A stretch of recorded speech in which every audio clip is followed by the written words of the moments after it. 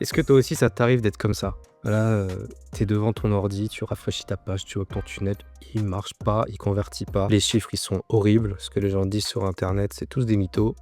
Qu'est-ce qui se passe, bordel? Tu penses que ton tunnel de vente ne marche pas. Tu changes ta promesse, tu changes ton call to action, tu changes tes pubs, ton orientation, ton contenu, mais pourtant, il n'y a rien qui se passe. J'ai 3 points que je regarde, 3 points névralgiques qu'on va voir aujourd'hui. Le trafic, l'offre et ton tunnel. On va analyser tout ça ensemble pour essayer de comprendre pourquoi ton tunnel ne convertit pas et qu'est-ce que tu peux changer pour essayer de changer la donne, justement. On commence tout de suite. Parce que parfois, on pense que le problème vient de quelque part et en fait, quand tu regardes les chiffres, c'est totalement l'inverse. Première partie, le trafic. Le meilleur tunnel de vente au monde ne sauvera jamais un trafic mal ciblé, mal qualifié. Déjà, ton trafic, faut savoir, est-ce que c'est un trafic froid que tu amènes sur tes pages?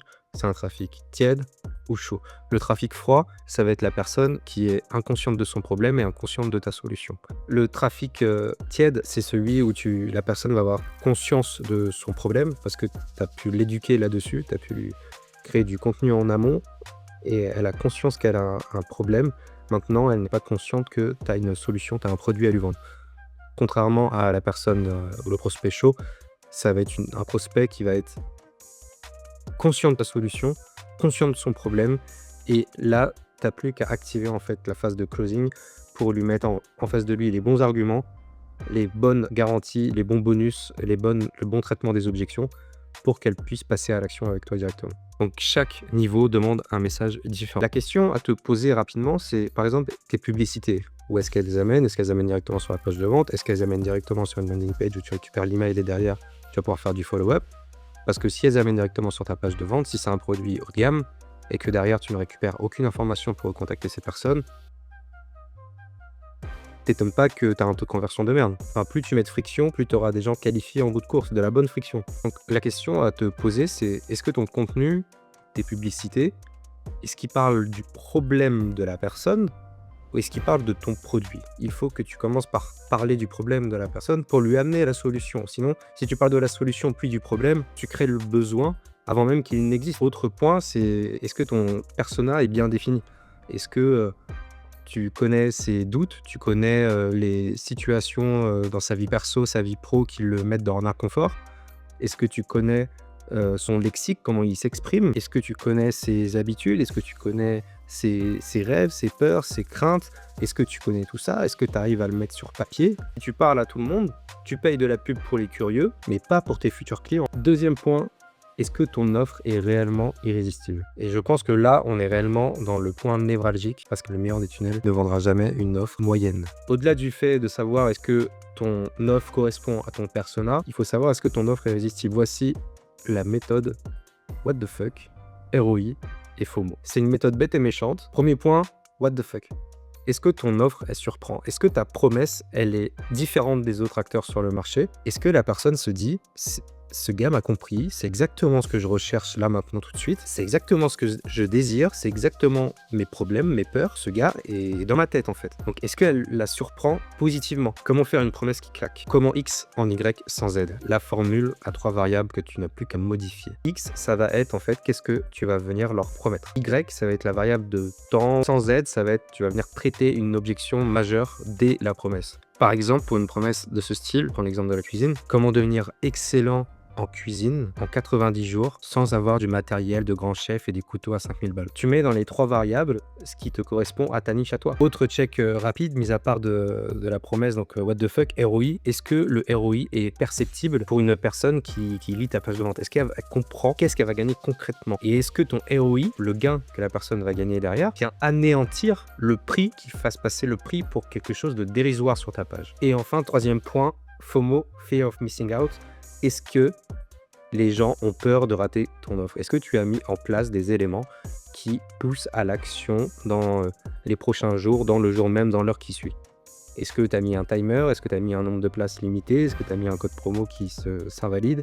Est-ce que tu as mis tout ça en place? Est-ce que tu as mis un bonus pour les 5 premiers, les 10 premiers? Troisième point, le tunnel de vente. Est-ce que ton message, ton angle et le parcours que la personne expérimente au sein de ton écosystème marketing pousse à passer à l'action? Est-ce que tout ton écosystème, tu as une continuité entre chaque étape et que chaque étape vend l'étape d'après et ainsi de suite jusqu'à obtenir ton produit que tu vends. Le but de ton tunnel, c'est de créer un parcours. Son rôle, c'est de clarifier, rassurer, guider la personne vers ton offre. L'autre question à se poser, c'est est-ce que chaque page a un seul but? C'est-à-dire, là, on n'est pas sur un site internet, on est sur des pages de vente, on est sur un tunnel de vente, c'est-à-dire que chaque page a un seul objectif, vend une seule offre. Parce que si tu vends plusieurs offres, c'est déjà que ça veut dire qu'une offre égale un persona. Si tu vends plusieurs offres, tu vas venir créer des tentacules de poulpe et en fait, ton trafic va pas savoir vers où se diriger. Par exemple, quand tu vas au restaurant et que tu vois une carte où il y a 40-50 plats, est-ce que le choix est facile pour toi? Est-ce que déjà ça te rassure en plus de manger dans un resto où ils sont capables de sortir 50 assiettes chaudes? Moi, perso, pas trop. Je préfère largement aller dans un restaurant où il y a 3, 4, 5 plats du jour et tu sais que c'est préparé minute avec des produits frais. Incroyable. Autre point un peu plus graphique, est-ce que ton tunnel donne envie en fait? Est-ce qu'il est sexy? Est-ce qu'il est beau? Est-ce qu'il est fluide? Est-ce que l'expérience utilisateur est cohérente? Est-ce que les polices respectent en fait ta guideline? Est-ce que ton branding est cohérent sur tout ton tunnel? Est-ce que ta version mobile, parce qu'aujourd'hui ça représente 80, 90, 95% des personnes qui consultent tes pages, ça va être sur le mobile. Est-ce que ta version mobile est faite correctement? C'est beaucoup plus exigeant de créer une bonne version mobile que de créer une bonne version ordinateur. Un bon tunnel, c'est pas censé être un labyrinthe, c'est censé être un toboggan qui glisse tout seul. Tu entres, tu descends, t'achètes. Point. Faut faire simple. C'est très difficile de faire simple. Je vais te récapituler les dernières questions. Est-ce que tu attires les bonnes personnes? Est-ce que ce que tu proposes est irrésistible? Et est-ce que ton tunnel rend l'achat évident? Si on prend un peu de hauteur pour conclure, il faut se demander aussi, est-ce que la stratégie de vente que tu utilises, que ce soit du webinaire, des vidéos de VSL, enfin des VSL, des choses comme ça, des appels de vente, est-ce que tout ça est cohérent avec l'offre que tu vends? C'est-à-dire que tu vas pas venir vendre un accompagnement à 5 000 € dans une vidéo de 5 minutes, tu vois. Tu vas pas amener des personnes qui te connaissent à peine sur une page de vente d'une formation à 1 000 €. Il y a toute une construction de nurturing de prospect justement, de nourrir le prospect, montrer ta crédibilité, ta légitimité à parler, lui prouver que ça fonctionne via des résultats clients. Il y a tout un écosystème à construire. Si tu as besoin d'un audit personnalisé, tu peux cliquer dans le lien en description et on s'appelle directement. Parce qu'en réalité, il y a plein de personnes qui vont sur les pages de leurs concurrents, leurs produits, qui vont venir faire des copier-coller assez bêtement dans leur business. Et après, ils se demandent pourquoi ça fonctionne pas. Parce qu'en réalité, tu n'as pas les tenants et les aboutissants de la stratégie du gars ou de la meuf, tu vois. Donc, tu vas venir copier-coller une stratégie qui fonctionne pour lui parce qu'il a peut-être mis en place ce qu'il faut au niveau contenu en amont. Il a peut-être mis en place ce qu'il faut avec son audience. Il a un discours qui est cohérent. Il a une continuité de son contenu jusqu'à l'offre et ses upsells que toi, tu n'as pas. Et toi, tu viens juste faire un zoom sur quelque chose de très précis, prendre ça, le mettre dans ton business. Et sauf que tout ce qui est à côté, ça va s'effondrer parce que c'est comme un château de cartes construit sur du sable. Un coup de vent, un coup de marée, tout s'effondre parce que tu n'as pas des fondations ancrées et solides dans la compréhension de qu'est-ce qui fait qu'un business fonctionne et qu'est-ce qui fait qu'il ne fonctionne pas. Et pourquoi je choisis cette stratégie, j'en choisis pas une autre en fait. Télécharge dès maintenant la checklist qui est en description. Je résume tout ce qu'on vient de dire dans des étapes, point par point. Tu vas pouvoir faire ton petit check de ton côté. Dis-moi ce que tu en penses en commentaire et on se retrouve la semaine prochaine pour une prochaine vidéo. Salut!